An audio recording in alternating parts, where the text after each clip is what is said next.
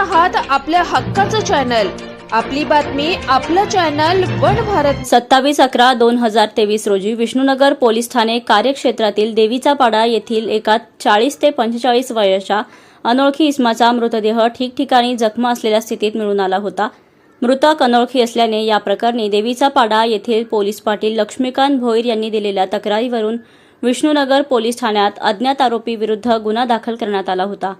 तत्कालीन वरिष्ठ अधिकारी यांच्या मार्गदर्शनाखाली 4 पोलीस पथके तयार केली होती। या पथकांनी आजूबाजूच्या परिसरातील सर्व सीसीटीव्ही फुटेजची पडताळणी केली, तसेच स्थानिक पातळीवर माहिती प्राप्त करून मृतकाची ओळख पटवली होती। त्याचप्रमाणे मिळालेल्या माहितीच्या अनुषंगाने विलन ठावरे वय 41 वर्षे राहणार उमेशनगर, योगेश डोंगरे व 42 वर्षे लोटेवाडी मोठा गाव यांच्याकडे तपास करतात त्यांनी त्याचा साथीदार दीपक करकडे राहणार रेतीबंदर मोठा गाव यांच्यासह मयत इसम सोमनाथ शिंदे यास किरकोळ कारणावरून डोक्यात दगडाने मारहाण करून त्यास जीवे ठार मारल्याचे कबूल केले होते।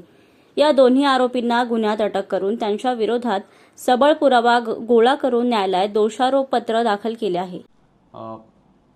विष्णुनगर पोलीस ठाण्यामध्ये नोव्हेंबर 2023 मध्ये गुन्हा रजिस्टर क्रमांक 405/23 खुनाचा गुन्हा दाखल करण्यात आला होता। देवीचा पाडा या परिसरातील खाडी किनारी एक बेवारस मृतदेह छिन्नविछिन्न अवस्थेत आढळलेला होता। दगडाने खेचून एका माणसाची हत्या करण्यात आली होती। त्यानंतर वरिष्ठांनी दिलेल्या आदेशानुसार पोलीस पथकं नेमून त्यावेळी 4 पोलीस पथकं नेमण्यात आली होती आणि सर्वप्रथम तो मृतक कोण आहे याची शहानिशा करण्यात आली होती। त्यावेळी सोमनाथ बाबू शिंदे हा मयत इसम असल्याची माहिती मिळाली होती।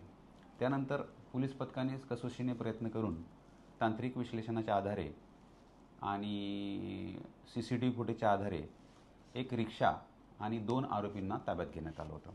त्या आरोपींची नावं विलन विष्णू टावरे आणि योगेश तिम्माप्पा डोंगरे अशी होती।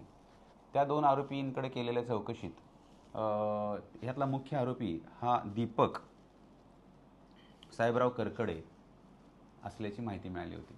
तेव्हापासून हा दीपक करकडे हा पसार झालेला होता।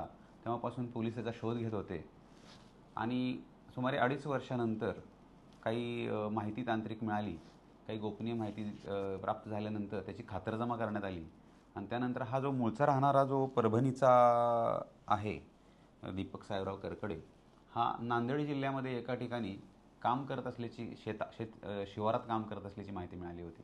त्यानंतर आम्ही आमचे जे पोलीस पथक आहे API लोखंडे, ASI जमादार आणि हवालदार भोसले यांना तिकडे पाठवण्यात आलं होतं आणि त्यांनी ग्रामीण परिसरामध्ये कोणत्याही साध्या वेशात जाऊन शेतकऱ्याच्या संदर्भातल्या असे ग्रामीण भागातल्या वेशात जाऊन तिकडे त्या ठिकाणी काम करत असले कडियाचं काम करत असलेल्या त्या आरोपीला ताब्यात घेण्यात आलेलं आहे आणि त्यामुळे ही महत्त्वाची कामगिरी विष्णुनगर पोलिसांनी केलेली आहे। हा जर मुख्य आरोपी आहे आणि मयत इसम आहे एकमेकाचे मित्र होते आणि किरकोळ ते काही ठिकाणी ड्रिंक्स करायला बसायचे, त्या किरकोळ वादातून झाली होती हत्या असं सध्या आहे।